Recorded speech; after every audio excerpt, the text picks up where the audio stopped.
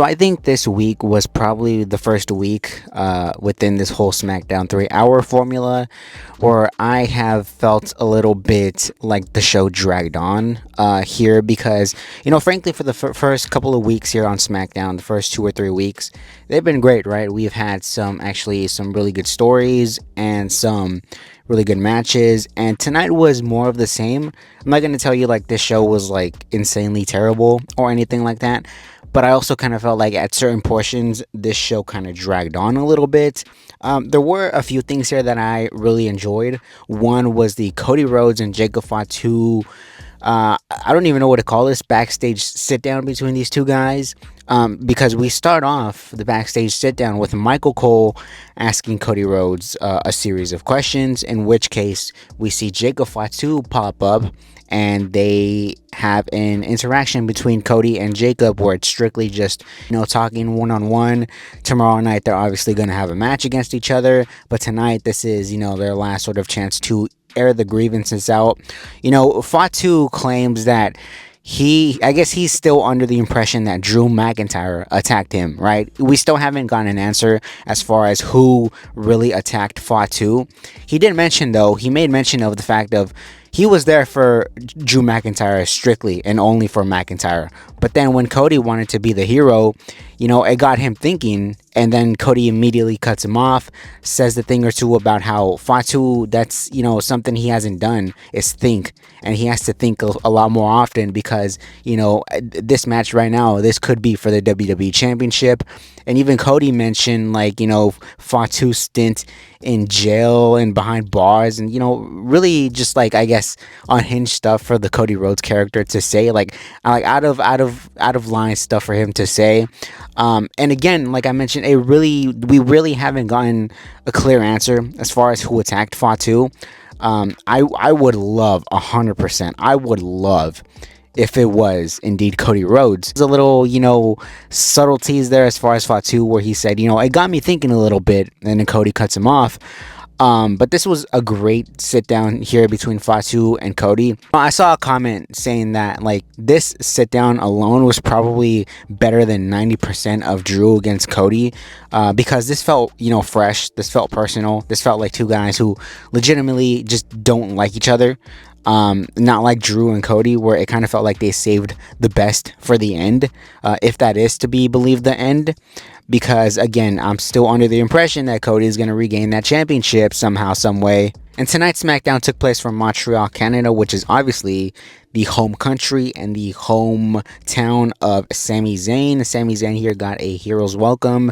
Obviously, they're building up the tensions for tomorrow night's Fatal 4-Way between Sami Zayn, Trick Williams, Damian Priest, and Randy Orton. As if it weren't clear enough who's going to win that Fatal 4-Way. They're in Montreal, Canada. The winner of this match goes on to the Royal Rumble in Saudi Arabia. It's clear as day who's going to win this match. It's obviously going to be Sami Zayn. They've obviously, gave you teases as far as him and McIntyre backstage every single week. I think possibly Sami Zayn pins Trick Williams to get the winning pinfall. And that's how we get Sami Zayn and Drew McIntyre at the Royal Rumble.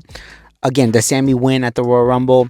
Possibly not. I don't really, think that they want Sami Zayn going into WrestleMania as the WWE Champion. I think, if anything, they're probably going to have Drew walk in as the WWE Champion. We also had Carmelo Hayes against Ilya Dragunov here once again for the United States Championship. This was a great match until The Miz got involved. I don't know really why they're doing The Miz and Carmelo again here in 2026. It feels like we're kind of a little past this. I've heard this mentioned before, and I think it's kind of, it's starting to become a reality, so to speak. The US Open Challenge, it's great, but, it's kind of like empty calorie food. It's a great thing to do if you want to showcase somebody, but at the end of the day, you're not really running any storylines regarding the US title. It's simply just an open challenge. Anybody can do them. Eventually, we're going to have to start to see something a little different. Carmelo, though, regardless, is fucking amazing. He's getting over. Obviously, the crowd is into him. The crowd is, starting to back him with this whole, mid-card championship. So, again, you love to see Carmelo, actually get a run. I figured I mentioned this before. I forget. We had new tag team champions. The MFTs defeated the Wyatt Six.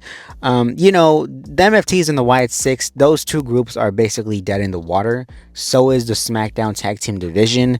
I could care less who's the tag team champions because at the end of the day, it doesn't really matter. The Wyatt Six, they've been tag team champions, and I can't really remember a single thing that they did that at this point, MFTs as tag team champions is starting to sound somewhat okay. We also had Roman Reigns literally via satellite announce his participation in the Royal Rumble in the Men's 2026 Royal Rumble match.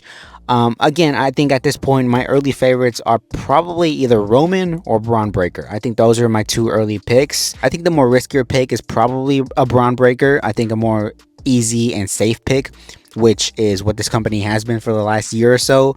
I think that would be Roman. Again, who he faces, maybe a Punk, maybe a Cody.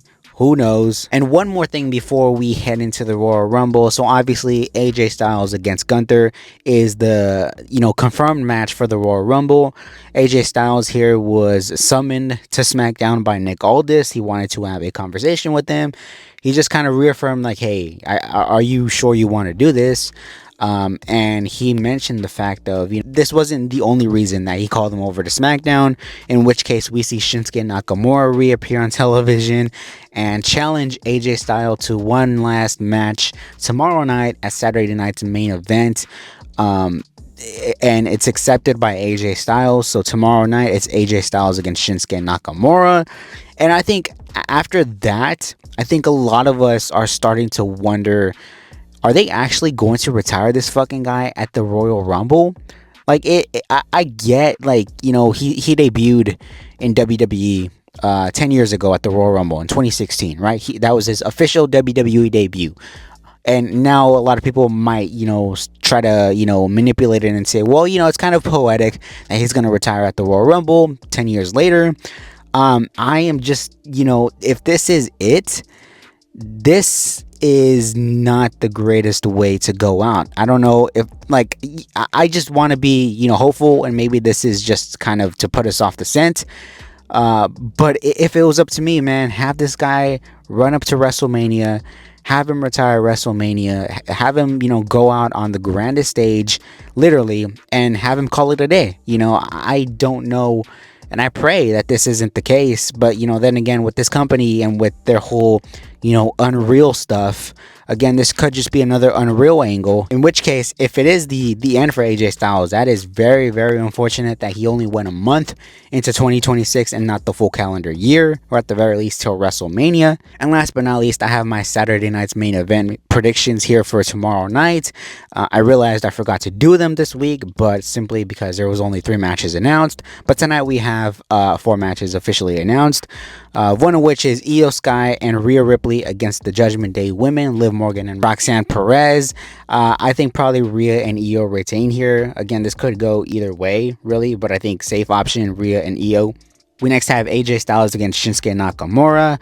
I think probably AJ is going to get the heartfelt win here. It just kind of makes sense. We then move on to the Fatal 4-Way match. Trick Williams, Damian Priest, Randy Orton, and Sami Zayn. Again, like I mentioned previously, Sami Zayn is the obvious pick here. And lastly, we move on to Cody Rhodes and Jacob Fatu. I said a few weeks ago that I don't think that this match is going to get a conclusive winner. I think it's probably going to, be a DQ or a brawl to the back or something along those lines. But if I have to pick a winner, I think maybe this is probably how the company would think, and that's probably going to be Cody Rhodes because, he lost against McIntyre, and now he's going to lose against Fatu. That's not going to fly with Triple H and creative standards.